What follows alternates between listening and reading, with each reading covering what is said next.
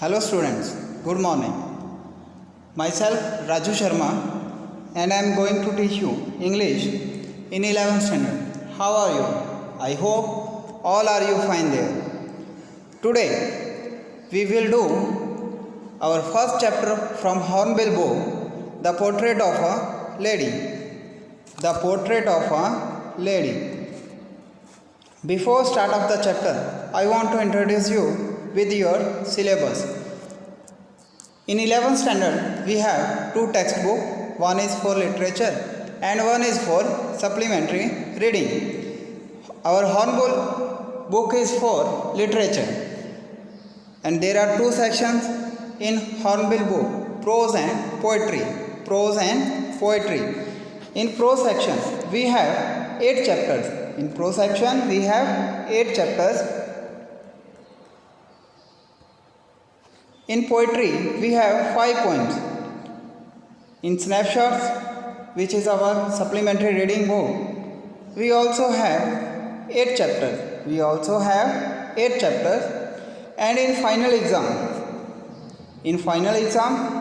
there will be 3 sections in our final exam. Section A for reading skill, it consists 20 marks. Section B, writing and grammar skill, it consists 30 marks. And section C, which is our textual section. Section C is our textual section, it consists 30 marks. So there will be 80 marks paper in final exam. Clear it? Today we will start first chapter of our Hornbill book, The Portrait of a Lady. The Portrait of a Lady, and it's written by Khushwant Singh. So let's start our chapter. First of all, I want to introduce you with the author of the chapter, Khushwant Singh. Khushwant Singh was born on 2nd Feb 1915. 2nd Feb 1915. He was very well-known Indian author, lawyer, diplomat, journalist, literary critic and politician. His experience in the 1947 partition of India inspired him to write Train to Pakistan, which was a novel, and it was written in 1956, which became his most well-known novel. He got the award of Padma Bhushan in 1974, but he returned it due to the riot which was happened in 1984 against Sikh community. He also got second highest Indian civilian award, which is Padma Vibhushan in 2007. He was also a member of Rajya Sabha from 1980 to 1986. He was died on March 20, 2014 at the age of 99. So let's start our chapter number 1. Actually, this is not a story. This is a real life account of how Khushwant Singh's relationship was there with his grandmother. This is what basically he had described in this small narrative. So we all have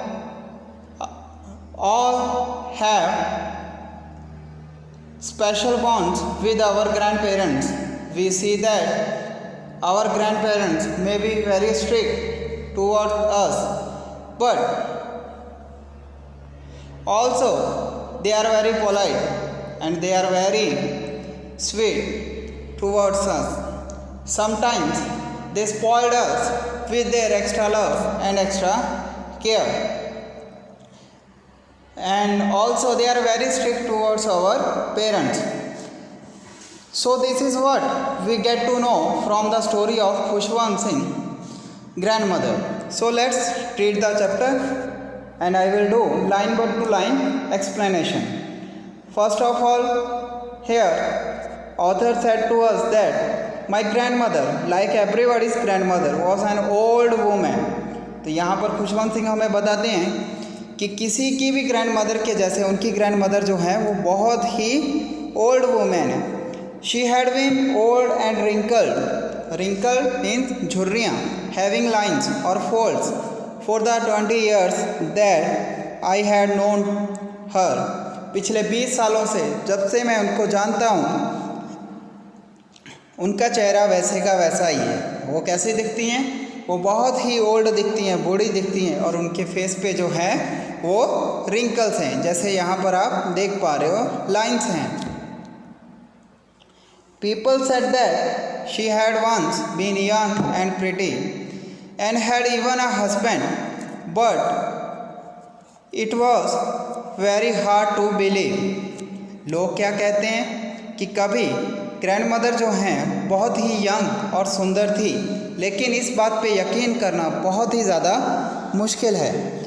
hard to believe, to accept something as true, to accept something as a true. अब यहाँ पर author हमें बताते हैं कि कभी उनके grandfather भी थे, इट मीन्स अभी उनके ग्रैंडफादर की जो है वो डेथ हो चुकी है। My grandfather's portrait, here you can see the portrait, the picture of Khushwant Singh's grandfather. My grandfather's portrait hung above the mantelpiece in the drawing room. Mantelpiece क्या होता है? Fireplace. See here, fireplace, जिसके ऊपर एक shelf बनी हुई है और उसके ऊपर क्या है? ऑथर के ग्रैंडफादर की पिक्चर जो है वो लगी हुई है। He wore a big turban and loose fitting clothes.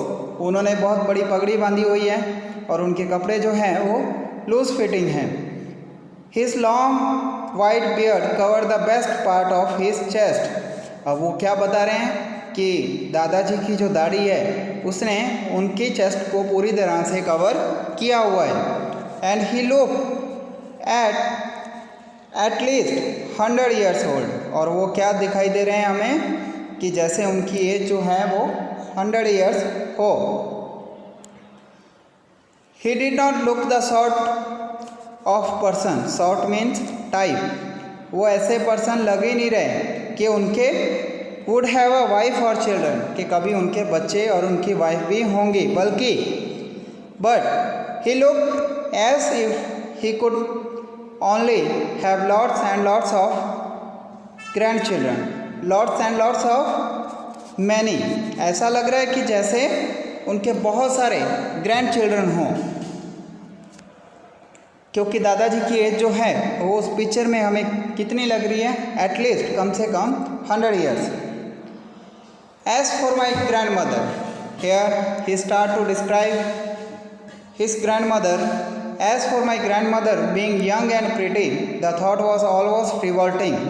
Revolting means it was very hard to believe. It was very hard for the author to believe. किसी बात पे यकीन करना मुश्किल हो तब रिवॉल्टिंग। तो खुशवंत सिंह हमें बताते हैं कि जब भी मैं ये सोचता हूँ कि मेरी दादी कभी यंग और बहुत सुंदर होंगी तो उस पर मुझे यकीन करना बहुत कठिन होता है, मुश्किल होता है। She often told us of the game she use to play as a child. मैं 20 साल से मेरी दादी को जानता हूँ,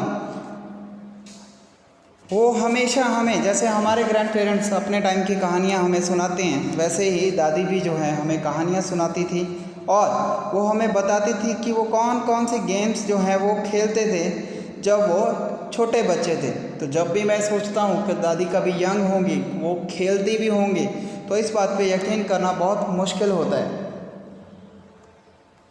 That seemed quite absurd. Absurd means illogical and undignified, disrespectful. Undignified means disrespectful on her part, and we treated it like the fables. Fables means fictitious stories with a moral teaching. Fictitious story with a moral teaching. अब यहाँ पर हमें खुशवंत सिंह बताते हैं कि दादी हमें जो कहानियाँ सुनाती थी उसमें कोई लॉजिक नहीं होता था।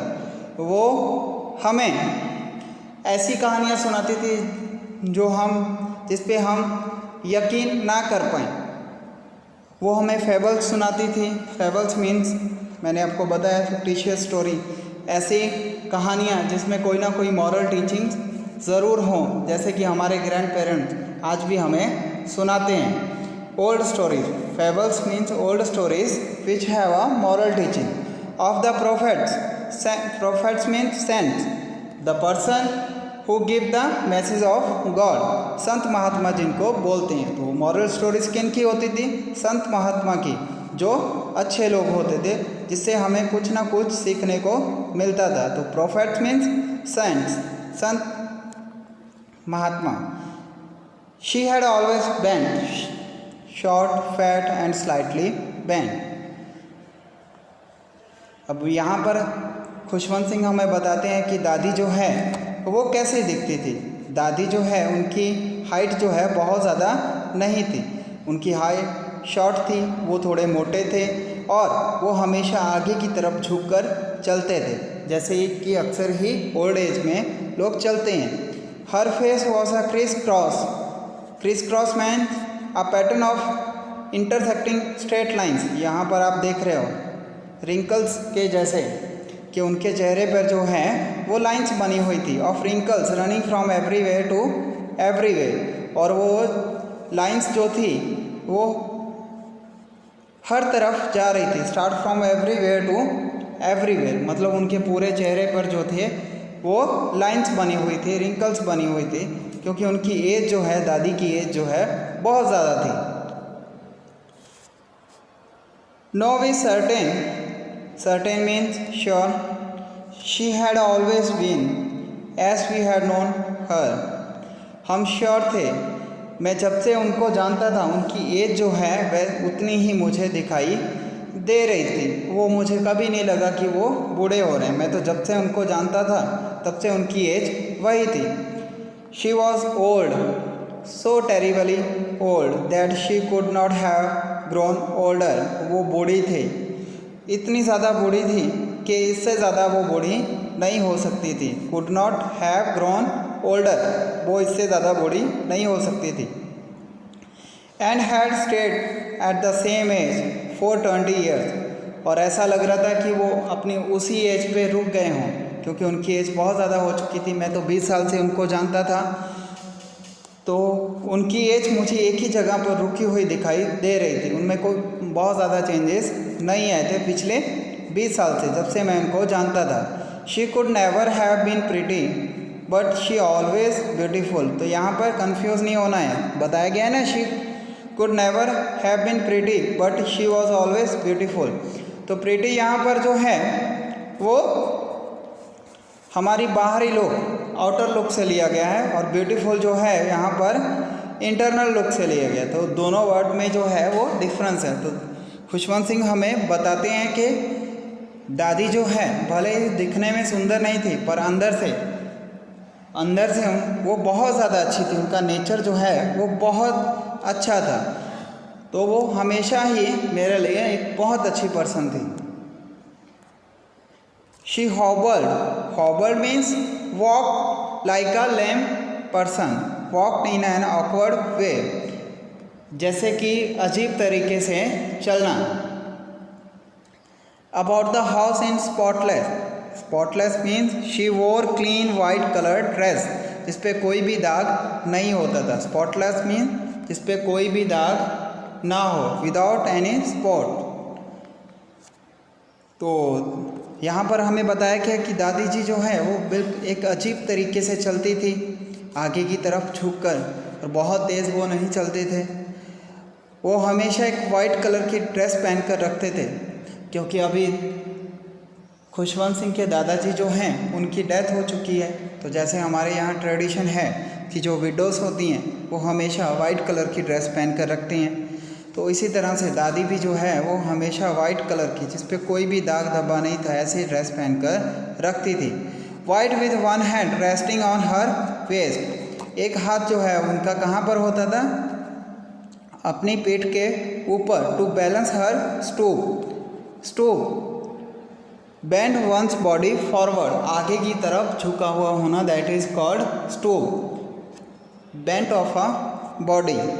दादी जो है एक हाथ अपना पीठ पे रखती थी और आगे की तरफ झुककर चलती थी ताकि वो अपना बैलेंस कर पाएँ, अपनी बॉडी को बैलेंस कर पाएँ। And the other telling the beats of Rossari.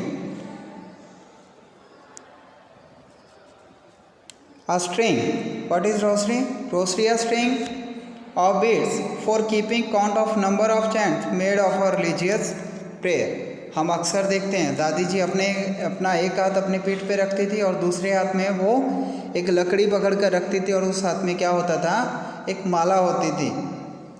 Beads of Rossari, मनकों की माला, जो अक्सर ही लोग जब पूजा पाठ करते हैं, जब मंत्र उच्चारण करते हैं, अपने हाथ पे रखते हैं, वो beads of rosary. Her silver locks, hair locks means hair, हमारे बाल, were scattered, scattered mean disorganised, जो एकदम से ऑर्गेनाइज्ड, अच्छे से बंधे हुए ना हों, untidily, not neat. Over her pale puckered face and her lips constantly moved in inaudible prayer. तो locks hair बाल हमारे, scattered disorganized, उनके बाल जो हैं वो कैसे थे, सिल्वर के जैसे, वाइट थे, वाइट कलर के उनके बाल थे और वो डिसऑर्गेनाइज्ड होते थे, पूरी तरह से ऑर्गेनाइज नहीं होते थे, अनटाइटली, ना ही वो बहुत ज़्यादा क्लीन और नीट होते थे। क्लीन तो होते थे लेकिन नीट अच्छे से बंधे हुए, टाई किए हुए हैं नहीं होते थे। ओवर हर पेल मतलब कलर फेड हो जाना, कलर फीका पड़ जाना, फेडेड कलर जिसको हम बोलते हैं, या पीला कलर। उनके चेहरे का रंग जो था वो इतना वाइट नहीं था। एंड पकड़ फेस, पकड़ मीन्स, फेस मीन्स, यहाँ पर आप देख रहे हो कि जो लोग जिनकी एज हो जाती है उनका फेस जो है वो थोड़ा आगे की तरफ निकल जाता है, स्पेशली उनके लिप्स जो है वो थोड़ा इकट्ठे होना शुरू हो सकते हैं, that is called pucker face. And her lips constantly move inaudible means unable to hear to other person, दूसरों के लिए जो आवाज़ सुनाई ना दे, वो हमेशा, कॉन्स्टेंटली मीन्स रेगुलरली, हमेशा ही वो जो है वो प्रेयर करती रहती थी जो दूसरों को सुनाई नहीं देती थी। यस शी वॉज ब्यूटीफुल, हाँ वो बहुत ही ज़्यादा सुंदर थी, दादी माँ जो हैं बहुत ज़्यादा सुंदर थी। She was like the winter landscape in the mountains, वो कैसे दिखाई देती थी, जैसे विंटर लैंडस्केप हो, winter landscape on the mountain. कहाँ पर, लैंडस्केप साइट है ना, दृश्य जिसको हम बोलते हैं, जो पहाड़ों पर होता है। कब होता है, विंटर में। और क्या होता है, चारों तरफ बर्फ़ ही बर्फ़ होती है, जो हमें एक बहुत अच्छा सुकून देती है, शांति देती है हमारे मन को। An expense of pure white serenity, pure white serenity means the state of being peaceful and काम, ब्रीथिंग पीस एंड कंटेंटमेंट। तो यहाँ पर हमें बताया गया है कि दादी दिखने में कैसी थी, बहुत अच्छी थी, भले ही ना उनका चेहरा उतना अच्छा ना हो लेकिन वो अंदर से बहुत सुंदर थी। ऐसा लगता था कि हम उन्हें नहीं, एक लैंडस्केप देख रहे हैं माउंटेन के ऊपर विंटर सीजन में, और उनके चेहरे पर एक वाइट सेरेनिटी, एक शांति थी उनके चेहरे पे जो फैली हुई थी। ऐसा लग रहा था ब्रीथिंग पीस एंड कंटेंटमेंट, कि जैसे हम लोग जो हैं वो एकदम शांति में आ गए हैं। तो दादी बहुत ही अच्छी अंदर से स्ट्रांग थी, वो बहुत कूल थी, काम थी, वो हर चीज़ को बहुत अच्छे से डील करती थी।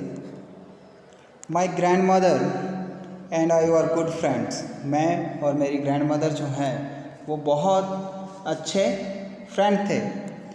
माई parents left me with her when they went to live in the city and we were constantly मतलब रेगुलरली टुगेदर। मेरे पेरेंट्स जो हैं वो सिटी में चले गए थे सेटल्ड होने के लिए, और मुझे जो है बचपन में अपनी दादी के पास छोड़ गए थे। तब से हम लोग जो है दादी और मैं जो है वो साथ में रहते थे। She used to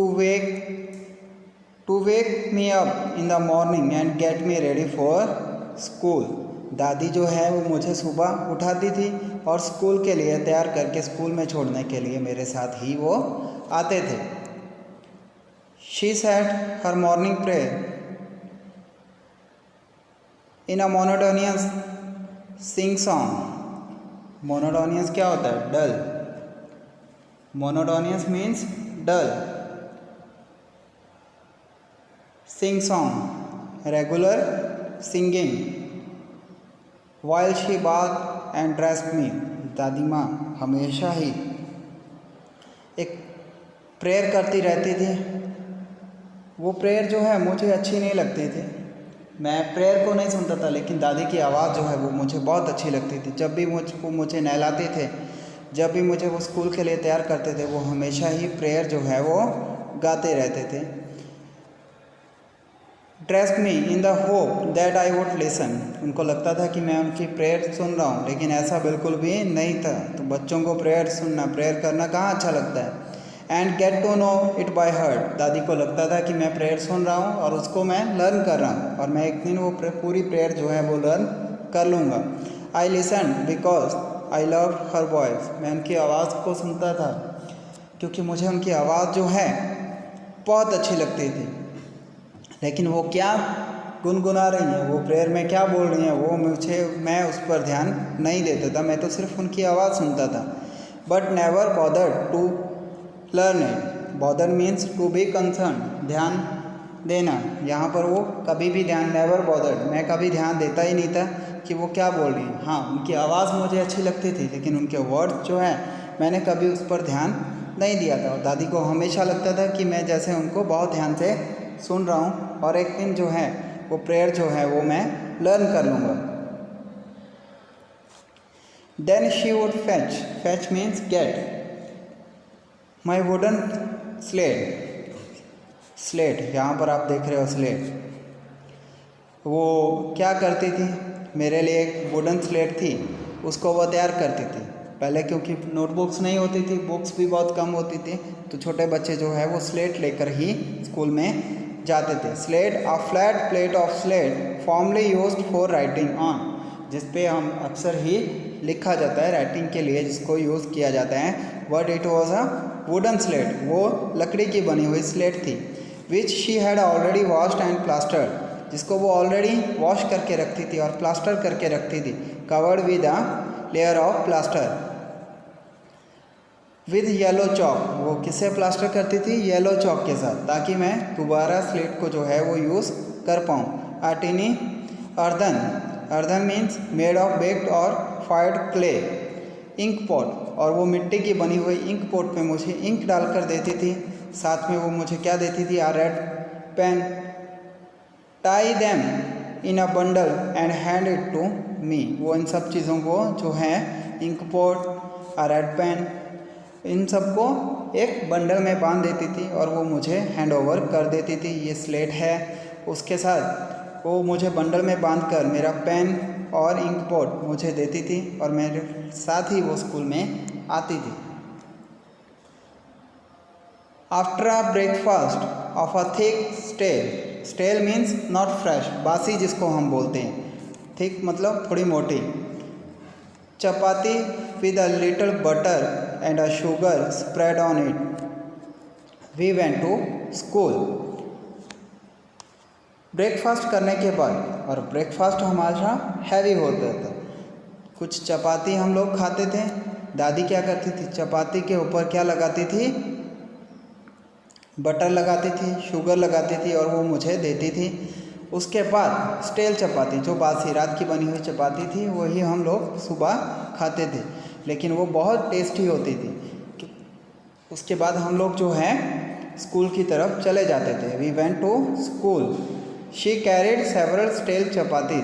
stele already I told you, बासी, नो लॉन्गर फ्रेश, हार्ड और dry. Chapatis with her for the village dogs. दादी माँ जो है कुछ चपाती अपने साथ कैरी करती थी। किसके लिए?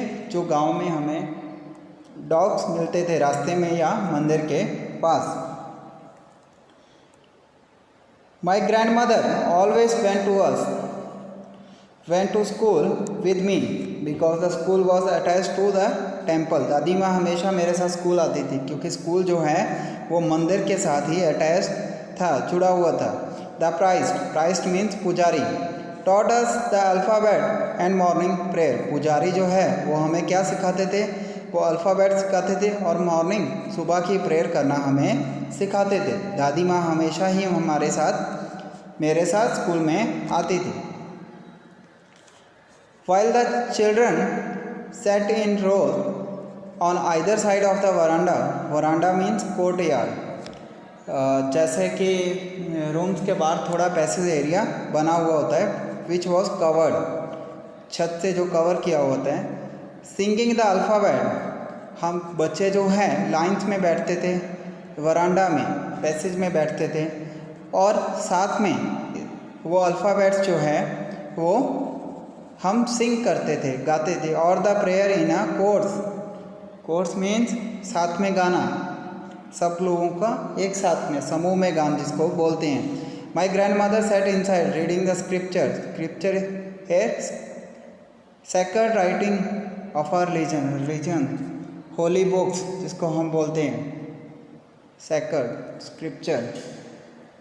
दादी माँ जो हैं मंदिर के अंदर बैठकर पढ़ती थी और हम वरांडा में बैठकर रीडिंग करते थे। हम साथ में अल्फ़ाबेट्स और मॉर्निंग प्रेयर जो है वो हमेशा साथ में गाते थे, सब बच्चे मिलकर। और दादी माँ जो हैं वो मंदिर के अंदर बैठकर पूजा पाठ करती थी और धार्मिक किताबें जो है वो स्क्रिप्चर्स जो है वो रीड करती थी। When we had both finished, we could walk back together। जब हम दोनों का ख़त्म हो जाता था, दादी माँ और मेरा स्कूल जब ख़त्म हो जाता था, this time the village dogs would meet us at the temple door। इस समय हमें जो है वो गांव के जो कुत्ते थे, डॉग्स थे, वो हमें कहाँ पर मिलते थे? टेम्पल डोर के ऊपर, मंदिर के गेट के ऊपर हमें मिलते थे, क्योंकि दादी माँ अक्सर ही उनको खाना खिलाती थी। They followed us to our home growling means making a low guttural sound in a throat। जैसे कि अगर आप कुत्तों को कुछ खाने के लिए डालो और वो ग्रुप में हो तो वो हमेशा एक दूसरे की तरफ गुर्राते हैं, ग्रम्बलिंग करते हैं। ऐसा ही वो डॉग्स जो है किया करते थे। And fighting with each other, वो एक दूसरे के साथ चपातीस के लिए झगड़ा करते थे। Chapatis we threw to them, जो चपातीस हम उनको फेंकते थे उसके लिए वो हमेशा एक दूसरे के साथ लड़ते रहते थे। Who? Dogs, village dogs. When my parents were comfortably settled in the city, they sent for us। Sent for us means call, they call us, बुलाना। जब मेरे पेरेंट्स जो है वो कंफर्टेबली सेटल्ड हो गए सिटी में तो उन्होंने हमें वहाँ पर शहर में बुला लिया। That was a turning point in our friendship. उस friendship Khushwant Singh and his grandmother. तो ये एक टर्निंग पॉइंट था मेरी और दादी की फ्रेंडशिप में। Although we share the same room, भले ही हम लोग जो हैं वो एक ही रूम में रहते थे। My grandmother no longer came to school with me. अभी मेरी दादी जो है वो मेरे साथ स्कूल में आती नहीं थी। Because I use to go to an English school in a motor bus, क्योंकि मैं गाड़ी में जो है वो इंग्लिश स्कूल में पढ़ने के लिए जाता था। अब मैं मंदिर में पढ़ने के लिए नहीं जाता था, दादी माँ मेरे साथ नहीं होती थी। There were no dogs in the streets.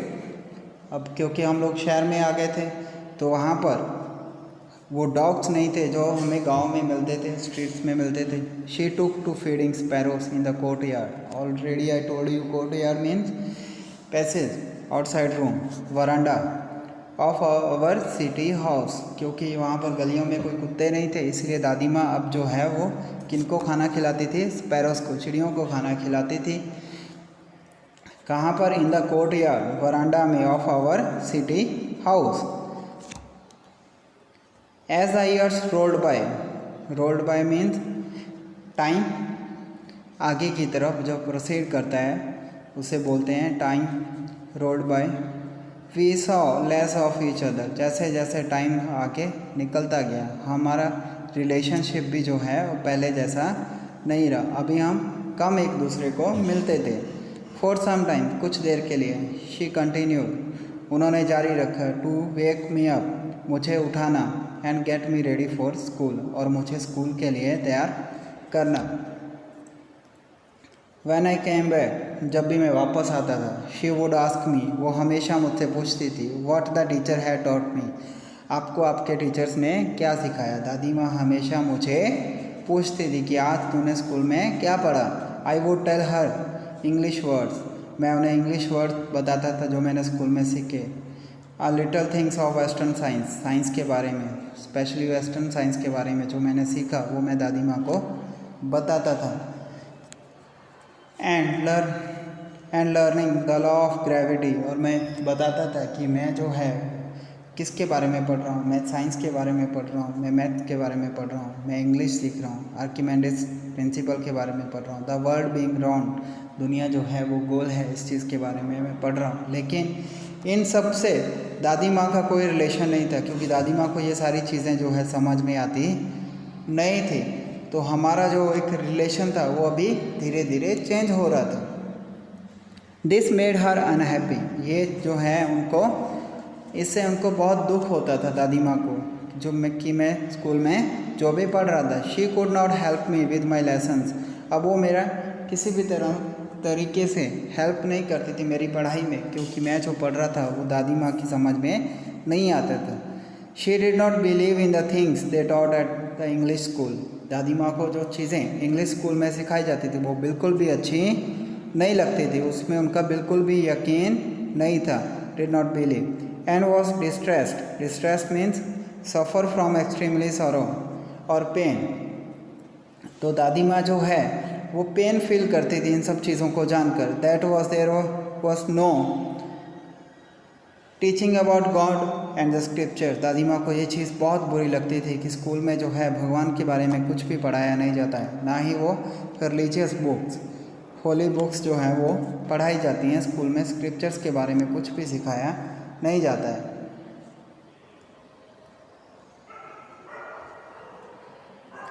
One day I announced that we were being given music lessons, एक दिन मैंने दादी माँ को बताया, मैंने अनाउंस किया कि अभी आज से हमको म्यूज़िक भी स्कूल में पढ़ाया जाएगा।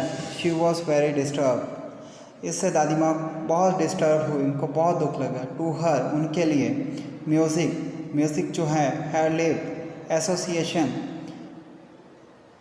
लेफ्ट मीन्स इनडिसेंट पर्सन, जो लोग अच्छे ना हो, जिनका सोसाइटी में कोई भी रिस्पेक्ट जिनकी ना हो। दादी माँ को ऐसा लगता था कि ये जो म्यूज़िक जो है वो बुरे लोगों के लिए है, अच्छे लोगों के लिए नहीं है। It was the monopoly of harlots, harlots means वो औरतें जिनकी समाज में बिल्कुल भी रिस्पेक्ट नहीं होती है, जिनको एक रिस्पेक्ट की नज़र से देखा नहीं जाता है, that is called harlots. And beggars, ये म्यूज़िक जो है वो तो मोनोपोली है हार्लॉट्स, बुरी औरतों की और भिखारियों की। And not mean for gentle folk, people of noble birth, gentle folk means सभ्य लोग, अच्छे लोग, जिनकी बहुत रिस्पेक्ट हो, जो लोग अच्छे होते हैं उनके लिए म्यूज़िक काम का नहीं है। हमारे लिए म्यूज़िक अच्छा नहीं है, वो तो बुरे लोग, बेगर्स की ही मोनोपोली है। तो आज के जैसे नहीं था पहले, है ना। तो म्यूज़िक को दादी माँ जो है बिल्कुल ही खराब समझते थे। शी सेड नथिंग, उन्होंने कुछ भी नहीं बोला। But her silence mean disapproval, लेकिन उनकी साइलेंस ने मुझे बता दिया कि दादी माँ म्यूज़िक के लिए एग्री नहीं थी। उन्होंने मुझे कुछ बोला नहीं, लेकिन उनके शांति चुप्पी से ही मैं सब कुछ समझ गया। She rarely talk to me after that, इसके बाद हमारी बातचीत जो है वो बहुत कम हो गई मेरी और दादी की। When I went up to the university, जब मैं पढ़ने के लिए यूनिवर्सिटी में गया, I was given a room of my own, अब जो है वहाँ पर मुझे स्टडी के लिए एक अलग रूम दिया गया, क्योंकि अब मैं हॉस्टल में चला गया था। The common link of friendship was snap, snapped मतलब completely break down.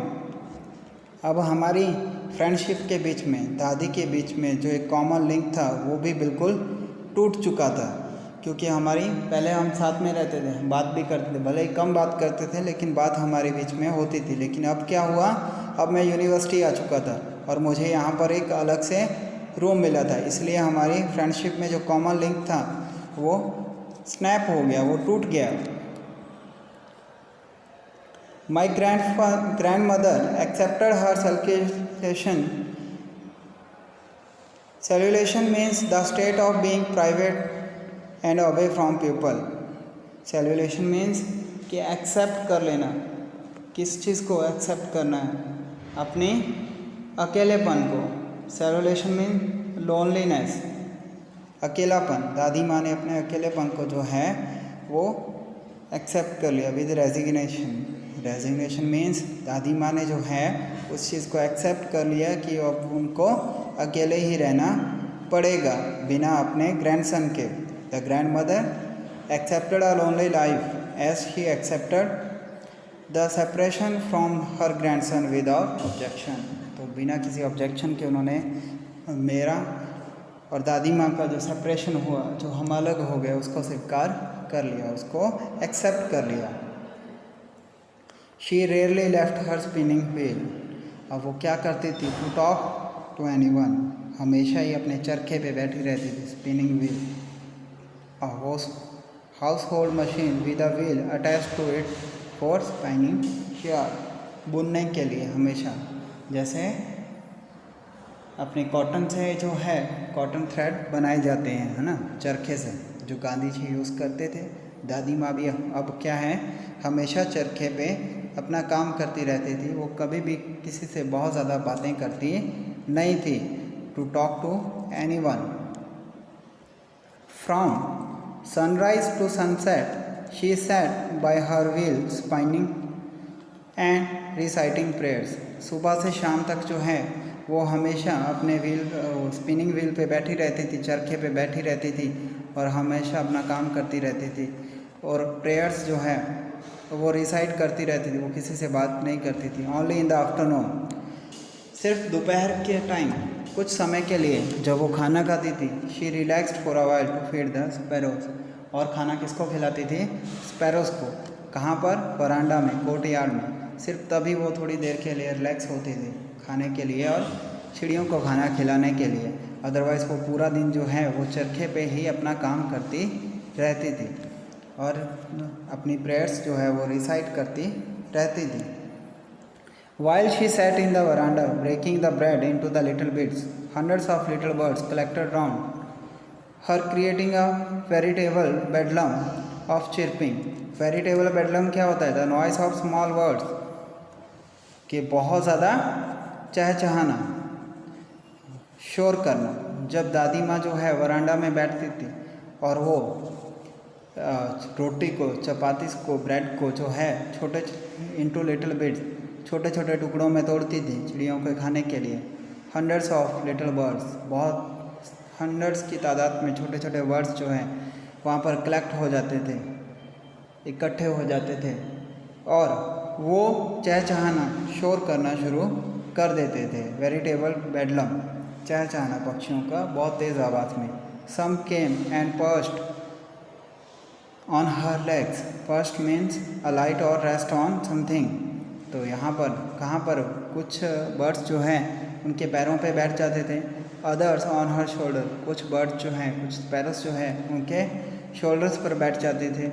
Some even sat on her head, कुछ चिड़ियाँ तो ऐसी थी जो उनके सर पर भी बैठ जाती थी। किसके? ग्रैंड मदर के। She smile but never should. Should मतलब मेक अ पर्सन और animal go away by shouting और सेइंग शू। जब हम स्पेशली बर्ड्स को, है ना, कहीं से भगाना होता है तो हम एक आवाज़ निकालते हैं, शू करके बोलते हैं। दादी माँ जो है वो हंसती थी, लेकिन उन्होंने कभी भी वो लिटिल बिट बर्ड्स जो थे उनको दूर भगाया नहीं था। वो भी जो कंपनी थी बर्ड्स के साथ, दादी माँ की जो कंपनी थी उसको एंजॉय करती थी दादी माँ जो है। देम अवे, उन्होंने कभी भी जो है वो बर्ड्स को वहाँ से हटाया नहीं था, भगाया नहीं था। It used to be the happiest half hour of the day for her. ये जो आधा घंटा था, हाफ एन आवर था, ये दादी माँ के पूरे दिन की रूटीन में सबसे ज़्यादा खुशी भरा टाइम होता था, जो उन्हें बहुत ज़्यादा सुकून देता था. So student, here our first part of chapter 1 is done. We will do next part in next lesson, in next lecture. So I hope you will understood it. Please download the notebooks, textbooks from NCERT website.